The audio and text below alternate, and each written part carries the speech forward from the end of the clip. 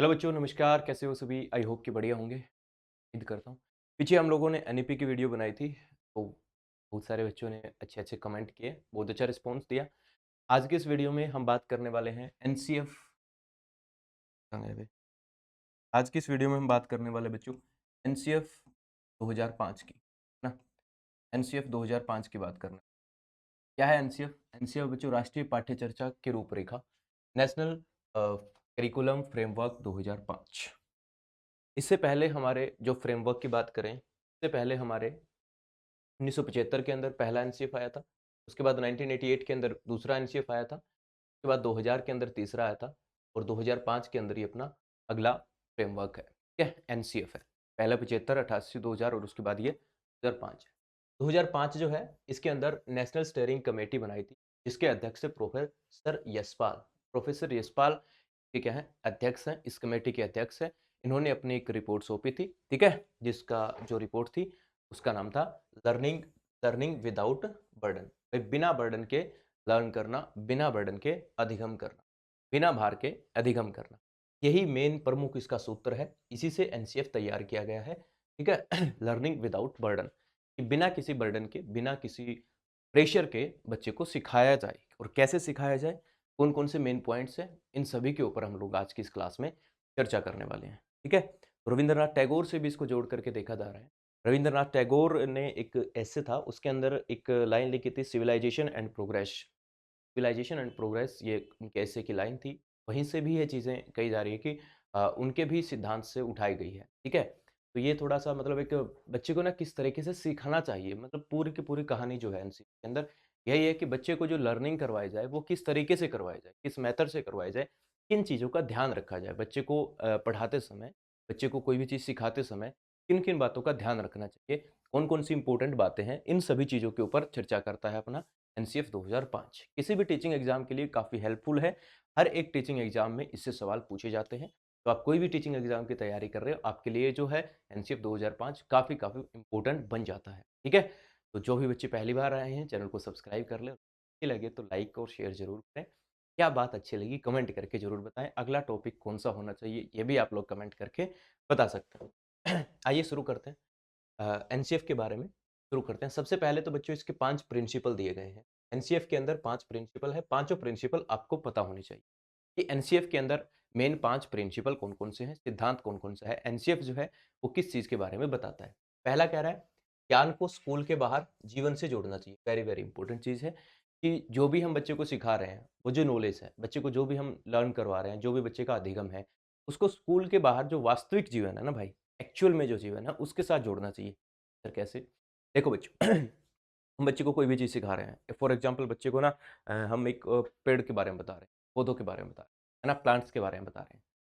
तो बच्चे को ये नहीं कि बस हाँ, बताया कि ये पौधा होता है, ये हमें ऑक्सीजन देता है, ये हमें फलाना-ढिकड़ा लकड़ी देता है, ये बात खत्म।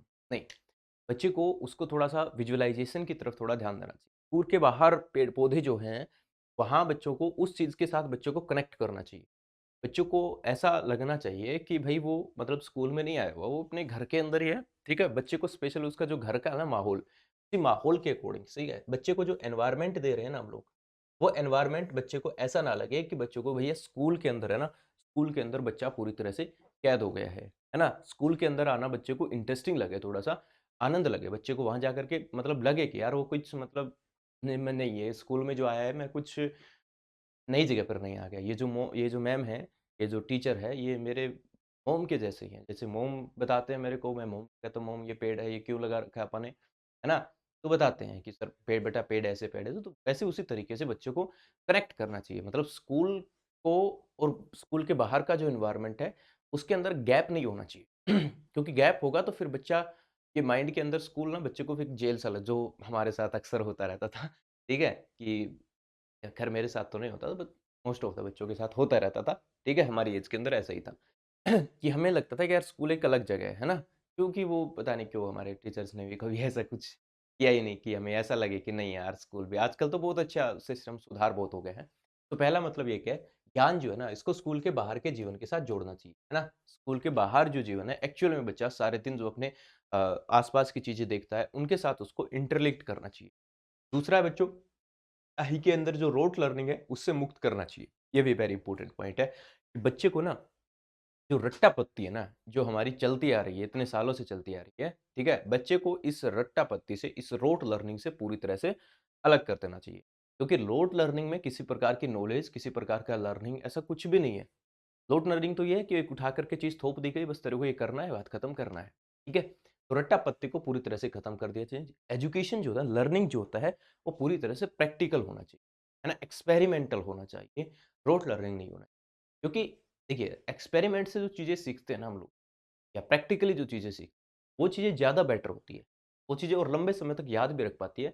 कॉन्सेप्ट की जो क्लैरिटी है ना, कॉन्सेप्ट जो समझ में आता है, वो एक्सपेरिमेंटल ज़्यादा समझ में आता है एज़ कंपेयर टू थ्योरेटिकल, है ना? थोड़ा एक्सपेरिमेंट करके अगर आप बच्चों को सिखाएँगे, बच्चों को समझाएँगे, है ना? तो बच्चों को इसको ज़्यादा एक लंबे समय तक याद रख सकते हैं। आप लोगों ने भी देखा ही होगा एक्सपेरिमेंटल जो भी है चीज़ें हैं, प्रैक्टिकल चीज़ें आपको आज भी तक याद है। थ्योरेटिकल चीज़ें भूल जाते हैं। तो रट्टा लर्निंग जो है, रट्टा-पत्ती जो है इसको पूरी तरह से खत्म कर दिया।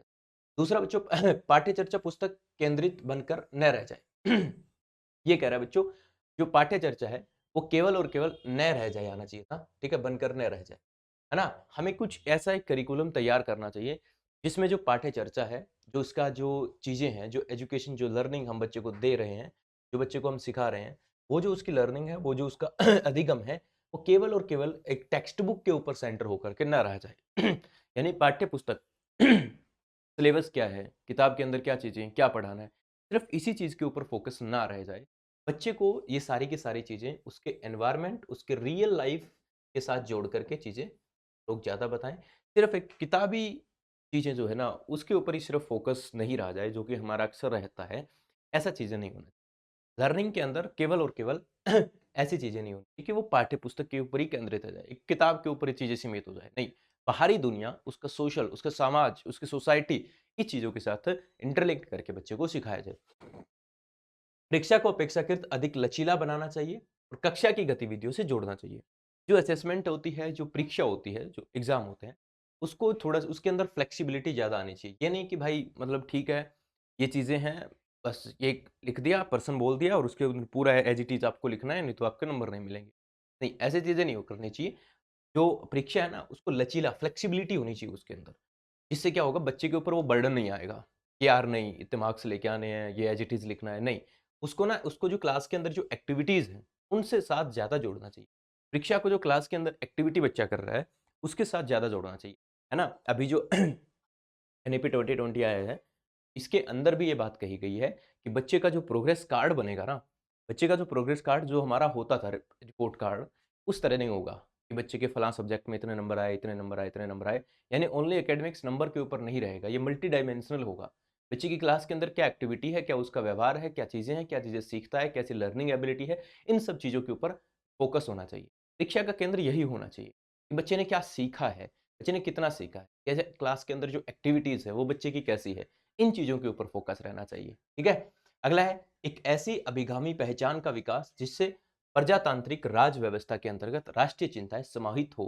बच्चे के अंदर जो है ऐसी समझ विकसित करना जिससे बच्चा अपने जो नेशनल है, अपना देश है, इसके प्रति जो भी यहाँ पर राजनीतिक कह लो या राज्य व्यवस्था के अंदर या भी जो भी हमारा लोकतांत्रिक है, डेमोक्रेटिक है, इस तरीके की सोच बच्चे के अंदर डेवलप होनी चाहिए। इस तरीके का बच्चे के अंदर जो मानसिक विकास है, वो बच्चे का इस लेवल का होना चाहिए। यानी कि इस हद तक इस चीज़ से, इस तरीके से बच्चे का क्या करना अपने को डेवलपमेंट करना। आइए बच्चों अब बात करते हैं कुछ इम्पोर्टेंट पॉइंट्स हैं। ये तो हमारे थे 5 प्रिंसिपल, 5 सिद्धांत, जिसके के ऊपर हमारी जो है ये एनसीएफ 2005 काम करता है। अब आगे बच्चों बढ़ते हैं थोड़ा-सा और चीज़ों की तरफ, ठीक है? के अंदर हम लोग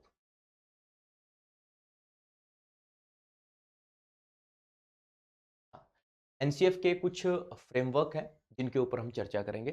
कुछ इम्पोर्टेंट पॉइंट्स हैं, जिनके ऊपर हम चर्चा करेंगे, ठीक है? तो जो बच्चों एनसीएफ 2005 जो है, ये क्या कहता है? ये हमारा कक्षा के अंदर सभी बच्चों के लिए समावेशी माहौल तैयार किया जाए, ठीक है? एनसीएफ का एक इम्पोर्टेंट पॉइंट है कि क्लास के अंदर जितने भी बच्चे हैं, सारे के सारे बच्चे, सभी बच्चे जितने भी हैं, सबके लिए एक समावेशी शिक्षा, इंक्लूसिव लर्निंग समावेशी शिक्षा क्या होती है? इंक्लूसिव लर्निंग लर्निंग इसका मतलब क्या होता है सर? इसका मतलब ये होता है कि भाई क्लास के अंदर है ना, क्लास के अंदर हमें एक इस तरीके की शिक्षा व्यवस्था बनाई जाए, जिसमें सारे बच्चे एक साथ बैठ कर के पढ़ सके, है ना? ये ना हो कि हमें बच्चों के साथ किसी भी प्रकार का भेदभाव करना चाहिए। के अंदर सारे बच्चे समावेशी इंक्लूसिव, यानी यहाँ जो भी बच्चा है, गरीब है, अमीर है, एक्स वाई जेड, किसी भी प्रकार की कोई भी ऐसा सिस्टम, ऐसी व्यवस्था ना हो जिससे जो बच्चा है वो अपने आप को कनेक्ट ना कर पाए, अपने आप को ना जोड़ पाए, अपने आप बच्चे के अंदर हीन भावना ऐसी ना पैदा हो। इंक्लूसिव लर्निंग के ऊपर हमेशा फोकस रहना चाहिए, इंक्लूसिव एजुकेशन के ऊपर हमेशा फोकस रहना चाहिए। ठीक है। दूसरा है, सीखने को डर और अनुशासन, फियर एंड डिसिप्लिन की जगह पे उसे एंजॉय के साथ जोड़ना चाहिए। बच्चे को आप कोई भी चीज सिखा रहे हो तो ये नहीं कि बच्चे को आप डरा करके सिखा रहे हो, बच्चे को डिसिप्लिन में ला करके चीजें सिखा रहे हो। ऐसा नहीं होना चाहिए, उससे बच्चे को एंजॉय करना चाहिए, है ना? और इसके लिए सबसे बढ़िया, सबसे बेस्ट तरीका जो एनसीएफ 2005 में दिया गया है वो लर्निंग एंड नॉलेज। ठीक है, क्या है? Learning and knowledge. इसके बारे में अगर मैं थोड़ी सी बात बताऊं पीपीटी में डालना रह गया था मेरा। ठीक है, लर्निंग एंड नॉलेज क्या चीज है सर? ये लर्निंग एंड नॉलेज, इसके अंदर क्या कह रहा है बच्चों? इसके अंदर हमारा इसके अंदर हमारा एनसीएफ जो 2005 है ये क्या कहता है? ये कहता है कि जो बच्चा है ना, बच्चे को जो भी चीज़ आपको सिखानी है, बच्चे को जो भी चीज़ सिखानी है, उसके अंदर क्या करना चाहिए? उसके अंदर बच्चे का ना, बच्चे को एक सोशल समाज के साथ जोड़ करके, सोसाइटी के साथ जोड़ करके चीज़ें सिखानी चाहिए, है ना? लर्निंग एंड नॉलेज क्या कहता है कि आप बच्चे को जो भी चीज़ सिखा रहे हो ना, बच्चे को जो भी चीज़ सिखा रहे हो वो उसके समाज के साथ जोड़ करके सिखाई जाए, कि सोसाइटी के साथ जोड़ करके सिखाई जाए, जिससे बच्चे को ज़्यादा चीज़ें अच्छे से समझ में आती है। यानी उसके आसपास क्या एक्टिविटीज़ हो रही है, उसकी सोसाइटी में क्या एक्टिविटीज़ हो रही है, क्या चीज़ें उसकी आसपास, उसके इर्द-गिर्द सारी जो चीज़ें हैं, उनके अंदर क्या चीज़ें चल रही है। इन चीज़ों के बारे में जो है अपना एनसीएफ 2005 बताता है। दूसरा बच्चों, ये कह रहा है एक्टिव जो स्टूडेंट होते हैं, एक्टिव विद्यार्थी होते हैं, इनको इसकी एक्टिवता, स्टूडेंट की जो एक्टिविटी होती है, बच्चे की जो एक्टिविटी है ना, इस चीज़ को क्या करना चाहिए? प्रायोरिटी देना चाहिए। है ना? यानी कि कहने का मतलब सीधा-सीधा है कि जो एनसीएफ 2005 कह रहा है कि जो लर्निंग होनी चाहिए ना, जो सिद्धांत, जो सीखना होना चाहिए, वो पूरा का पूरा क्या होना चाहिए बच्चों? चाइल्ड सेंटर होना चाहिए। न कि कोई पाठ्य पुस्तक के ऊपर केंद्रित होना चाहिए, यानी कि हमारी बुक्स वगैरह के ऊपर केंद्रित होना चाहिए, और न ही बच्चों ये हमारा किसी भी प्रकार का कोई टीचर केंद्रित होना चाहिए, कि वह अध्यापक केंद्रित भी नहीं होना चाहिए। पूरा का पूरा क्या होना चाहिए बच्चों? जो लर्निंग है, पूरा का पूरा वो चाइल्ड सेंट्रिक होना चाहिए। यानी पूरा का पूरा जो है वो बाल केंद्रित होना चाहिए, यानी पूरा का पूरा चाइल्ड सेंटर होना चाहिए, पूरा का पूरा फोकस जो है वो बच्चे के ऊपर होना चाहिए, कि बच्चे को हम कितना आसान तरीके से सिखा सकते हैं। इसके लिए सीधा-सीधा तरीका यही है कि बच्चे को उसकी सोसाइटी, बच्चे को उसके समाज के साथ जोड़ करके अगर हम चीज़ें सिखाएँगे, तो बच्चा उन चीज़ों को ज़्यादा अच्छे तरीके से और ज़्यादा एक इफेक्टिव मैनर में चीज़ें सीख पाएगा। है ना? चलिए, उसके बाद हम बात करते हैं। उसके बाद बात करते हैं बच्चों, बहुभाषीय कक्षा में 3 भाषा सूत्र अपनाना चाहिए और मातृभाषा को प्राथमिकता देनी चाहिए। हाँ, बट बच्चे जो मल्टीलैंग्वेजिज्म है, ठीक है? इसके बारे में एनईपी 2020 भी कहता है, एनसीएफ 2005 भी कहता है कि जो बहुभाषी कक्षा में 3 भाषा सूत्र, जहाँ पर एक से ज़्यादा मल्टी लैंग्वेज बोली जाती है, ऐसी जगह पर 3 भाषीय सूत्र को अपनाना चाहिए। Three language formula. Three language formula क्या है? आप लोग पहले भी जान चुके हैं, पिछली वीडियो में बताया था मैंने कि ना स्कूलों के अंदर 3 लैंग्वेज कंपल्सरी करनी चाहिए, जिसके अंदर इस बात को भी ध्यान में रखना चाहिए कि मातृभाषा को प्राथमिकता देनी चाहिए, यानी प्रायोरिटी जो है वो मातृभाषा को देनी चाहिए। बच्चे को जो भी चीज़ है, देखिए, अगर आप बच्चे को कोई भी चीज़ है उसकी मातृभाषा में समझाएँगे, मातृभाषा में सिखाएँगे, यानी कि उसको मदर टंग के अंदर कोई चीज़ सिखाएँगे, तो बच्चा उसको ज़्यादा अच्छे तरीके से सीख पाएगा। है ना? उसको उसकी मातृभाषा में, अब बच्चा है मान लो, बच्चा क्या, आप ही खुद सोच लो, अब खुद मान लो, मैं आपसे कहूँ कि भाई आप बताओ कोई भी टॉपिक है, दिस टॉपिक के ऊपर आपको बोलना है, और ना आपको पूरा कंप्लीट इंग्लिश में बोलना है, तो आप नहीं बोल पाओगे उस विषय के ऊपर, इतना नहीं बोल पाओगे। मैं कह दूँ कि एक सब्जेक्ट है, ये विषय है, इसके ऊपर आप बोलो, लेकिन अपनी मातृभाषा में, जिस भी भाषा में, जिस भी लैंग्वेज में तुम्हें समझ में आए ना, उसमें बोलो। तो आप आराम से बोल पाओगे, आप कंफर्ट महसूस करोगे। ऐसा ही बच्चों के साथ भी होता है। बच्चों की जो मदर टंग है ना, बच्चों की जो मातृभाषा है, अगर आप बच्चों को उस मातृभाषा के अंदर ही चीज़ों को समझाएँगे, एक तो बच्चा उसको आसानी से ग्रैब कर पाएगा। अब वही बात है, देखो, अगर हम बात करें, हमें हमें अगर पूरा, जब हम पढ़ रहे थे और हमें पूरा का पूरा हमें पता नहीं, सर हमें इंग्लिश में एबीसीडी और टेंस के अलावा कुछ आता नहीं था, ठीक है? तो अगर हमें कोई भी चीज़ सिखाई जाए और वो पूरा-पूरा इंग्लिश में सिखाई जाए, तो आधे तो शब्द हमारे पल्ले पड़ते थे। आधी सेंटेंस लाइन का मतलब ही नहीं हमें समझ आता था। तो हम कैसे सीख पाते हैं बच्चों, बताओ? अगर वही चीज़ हमारी मदर टंग के अंदर, हमारी मातृभाषा के अंदर अगर सिखाई दी जाती, तो हमें ज़्यादा अच्छे से समझ में आती। आगे ना? तो वही है कि बच्चे को ज़्यादा से ज़्यादा चीज़ें जो, जब भी आप सिखा रहे हो, जब भी लर्निंग जो किया जा रहा है, उसके अंदर हमारी जो मदर टंग है, मातृभाषा है, उसको प्राथमिकता देनी चाहिए।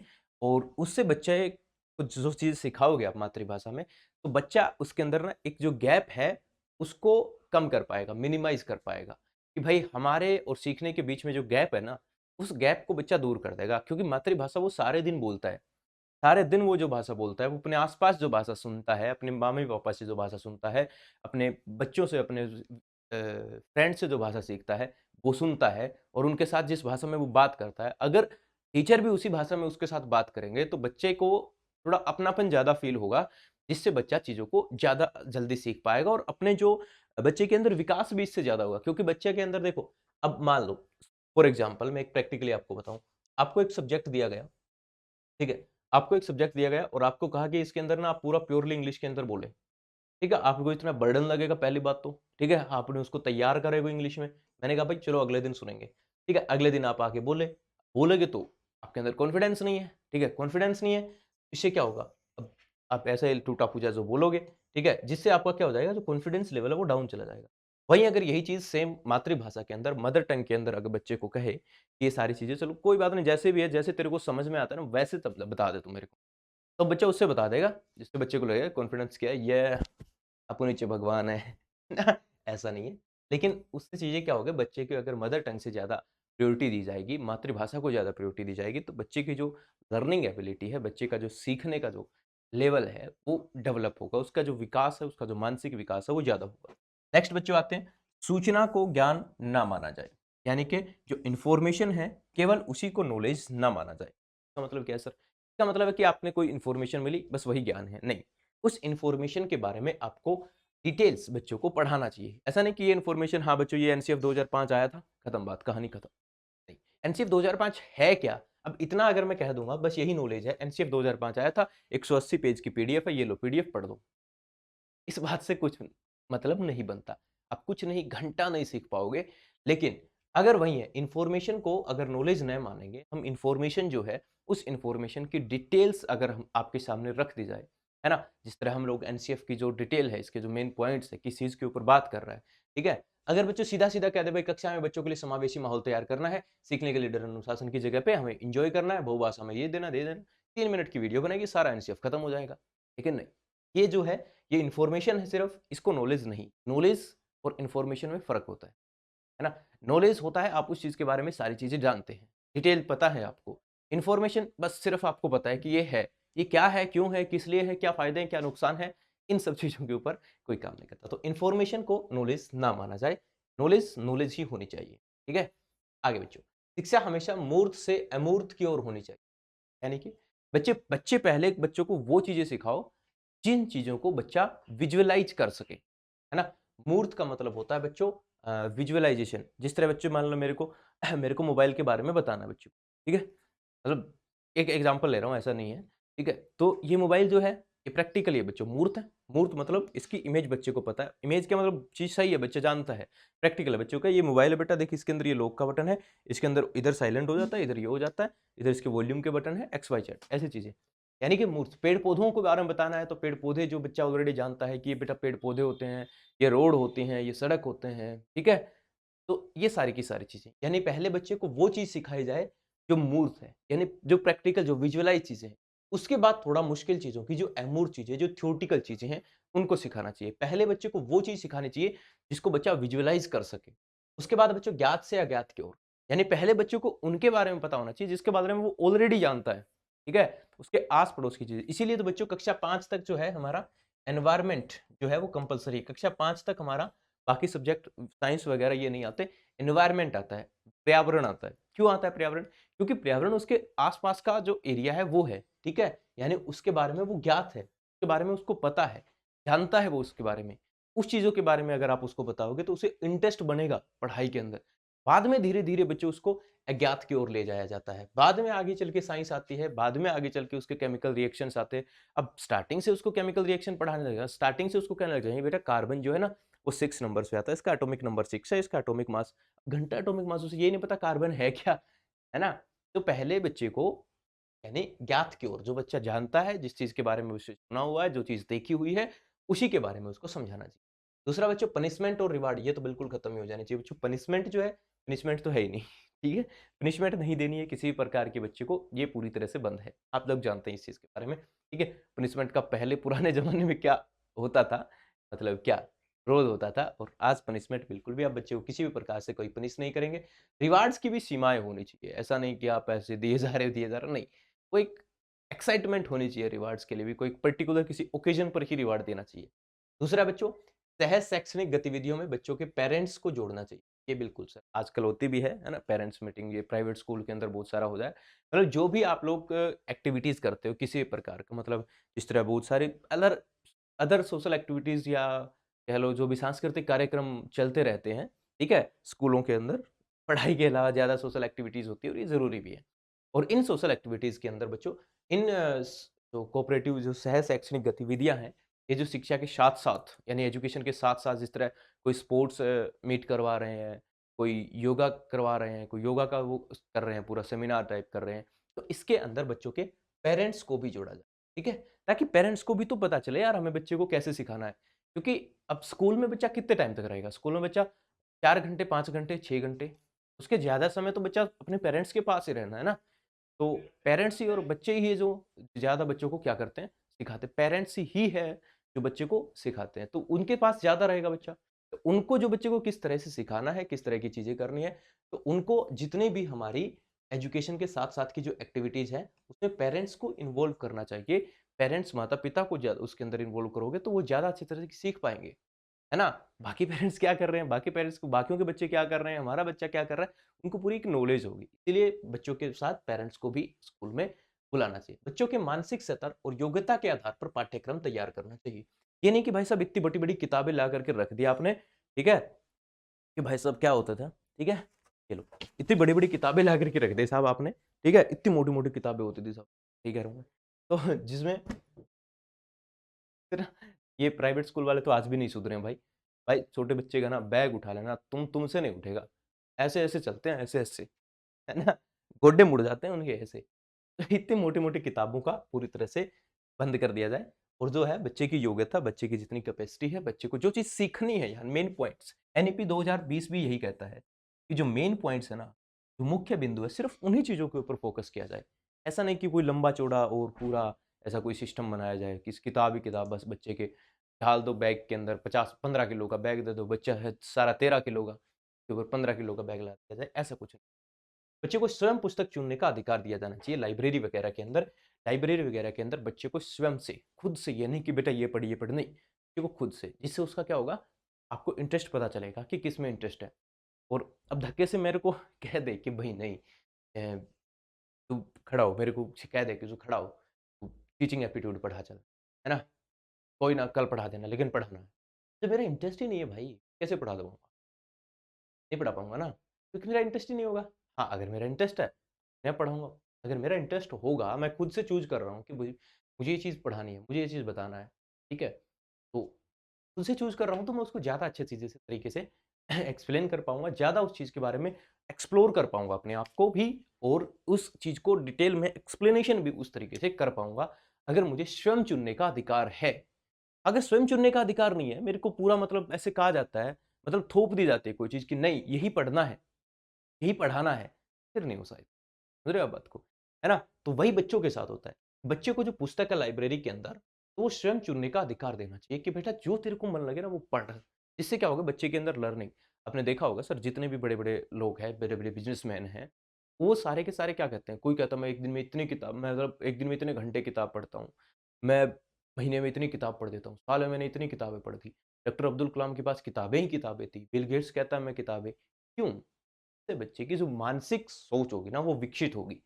बच्चे के अंदर लर्निंग एबिलिटी बढ़ेगी और लर्निंग मतलब जितना बच्चा करेगा, जितना बच्चा पढ़ेगा ना, उतनी ज़्यादा चीज़ों को सीख पाएगा और पढ़ तभी पाएगा ना जब उसके इंटरेस्ट की चीज़ आएगी। ऐसे आप कोई भी चीज़ थोपे जा रहे हो, बच्चा थोड़ी पढ़ पाएगा। यही बात है। सांस्कृतिक कार्यक्रमों में मनोरंजन की जगह पे सौंदर्य बोध पर ध्यान देना चाहिए। ये क्या बच्चों? ये कह रहा है जो भी हमारे सांस्कृतिक कार्यक्रम होते हैं स्कूलों के अंदर बहुत सारे जिस तरह से 26 जनवरी पे कोई प्रोग्राम हो गया, 15 अगस्त यानी इंडिपेंडेंस डे पे कोई प्रोग्राम हो गया।